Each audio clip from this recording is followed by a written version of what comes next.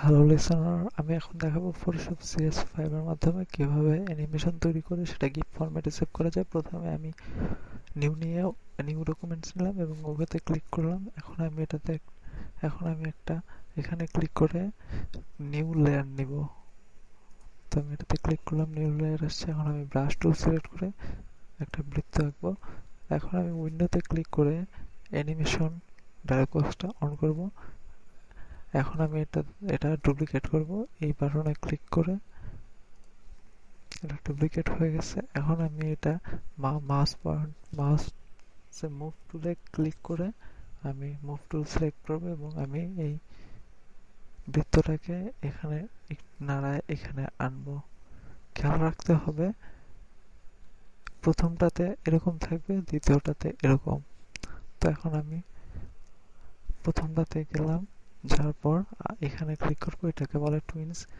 তো আমি এটাতে ক্লিক করলে এখানে একটা বক্স আসবে, ডায়লগ বক্স আসবে। আর এখানে ফ্রেমস টু অ্যাড মানে এই দুইটা বৃত্তের মাঝখানে কয়টা ফ্রেম বসবে সেটা এখানে দেওয়া লাগবে। তো আমি এখানে 10 দিই।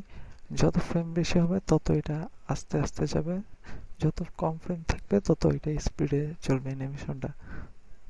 তো এখানে কিছু করা লাগবে না, জাস্ট ওকে ক্লিক করলে হয়ে যাবে। এখন এখানে 10টা ফ্রেম মাঝখানে বসছে। তো আমি একটু প্লে করে দেখাচ্ছি কি সুন্দর এটা হচ্ছে। এখন আমি আরেকটা কাজ করব, সবার লাস্টের ফ্রেমে যাব, যাওয়ার পর আবার এই ডুপ্লিকেটে ক্লিক করব।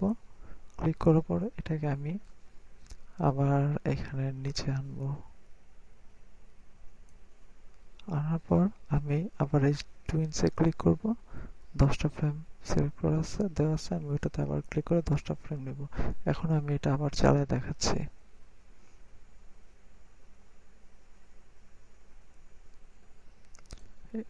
এরকম করে আমি আরো ডিজাইন তৈরি করতে পারি।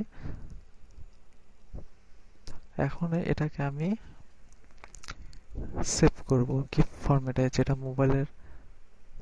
মোবাইলে পিকচার হিসেবে দেখা যায়, পিকচার নড়ে, সেই ফরম্যাটে সেভ করব। এরকম আপনারা অনেক অ্যানিমেশন তৈরি করে সেভ করতে পারেন গিফ ফরম্যাটে। তো সেভ করার জন্য আমি এখন যাব save for web and device say click করব।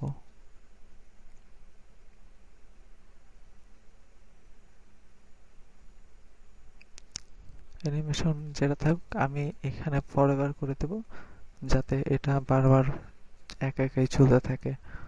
ওয়ান্স দিলে এটা একবার চলে বন্ধ হয়ে যাবে। আমি একটু দেখাই দিচ্ছি।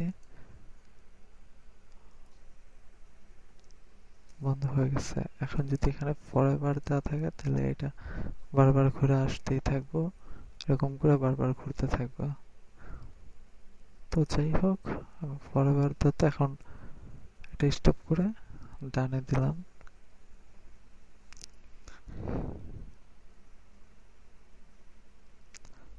ও সেভ করা হয় না, যাই হোক আমি আরেকবার দেখাচ্ছি। সেভ করে দেখি। আমি এখানে ডানে না দিয়া আমি এখানে সেভে ক্লিক করব। ও তার আগে একটা জিনিস, এখানে গিফ ফরম্যাট সিলেক্ট করা আছে নাকি সেটা দেখে নেন। গিফ না থাকলে কিন্তু অ্যানিমেশনটা নড়বে না, মানে নড়াচড়া করবে না, এখান থেকে এরকম আসবে না, অন্য ফরম্যাটে নড়ে না।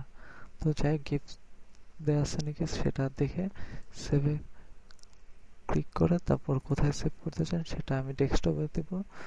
এই যে সেভ দিলাম। এখন এটা চলে যাবে এক একে। আমি একটু আপনাকে চালায় দেখাচ্ছি। এই তো হয়ে গেল আমার অ্যানিমেশনটা। Thanks for watching my tutorial. আরও টিউটোরিয়াল ডাউনলোড করার জন্য ভিজিট করুন www.tutorialforbangla.co.cc এই ঠিকানায়। Thanks for watching.